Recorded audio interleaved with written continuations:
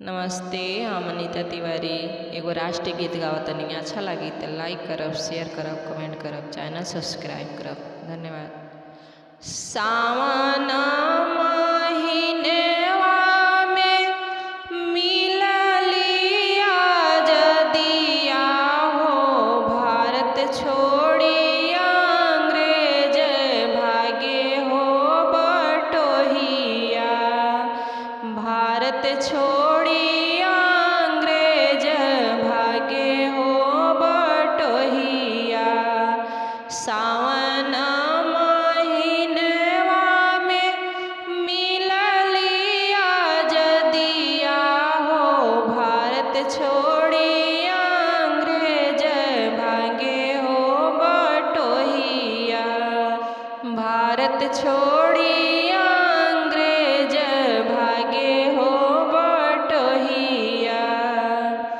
एही रे तिरंगवा में छिपल बा कहानिया हो। एही रे तिरंगवा में छिपल बा कहानिया हो। केतने के बहल खून रे बटोहिया।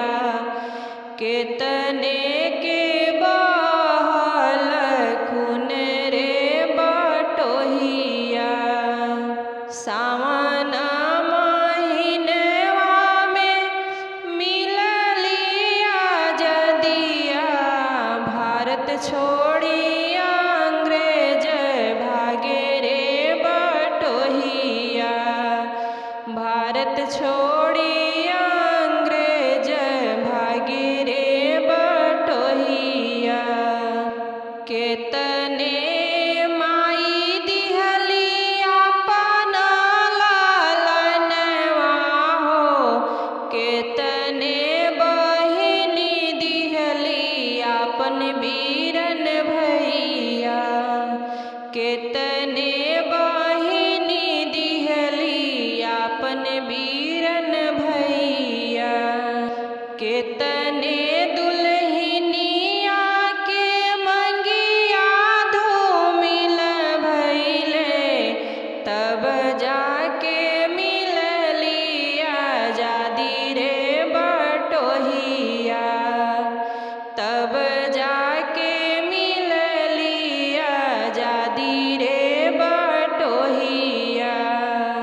सावन महीनवा में मिललिया जदिया, भारत छोड़ी अंग्रेज भागे रे बटोहिया।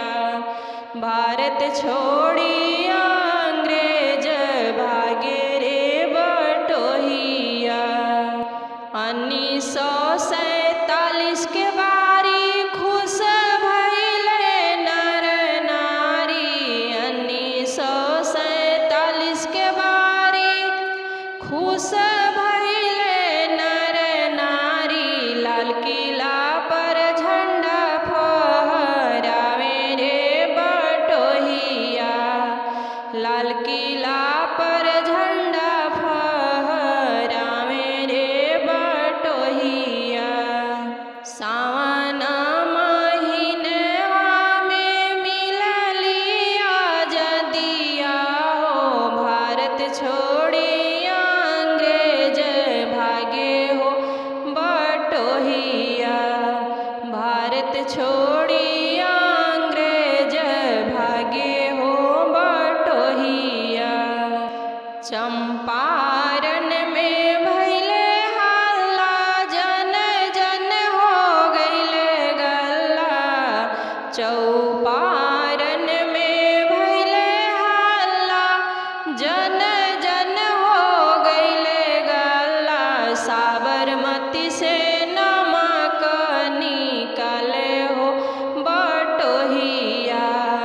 साबरमती से नमक निकाले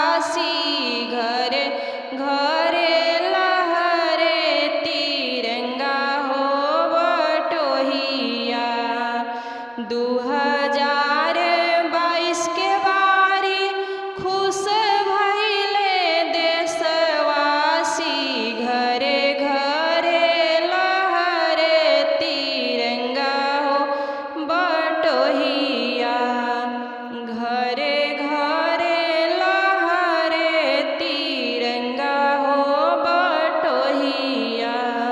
सावन महीनवा में मिललिया जदिया, भारत छोड़ी अंग्रेज भागे हो बटोहिया, भारत छोड़ी अंग्रेज भागे हो बटोहिया।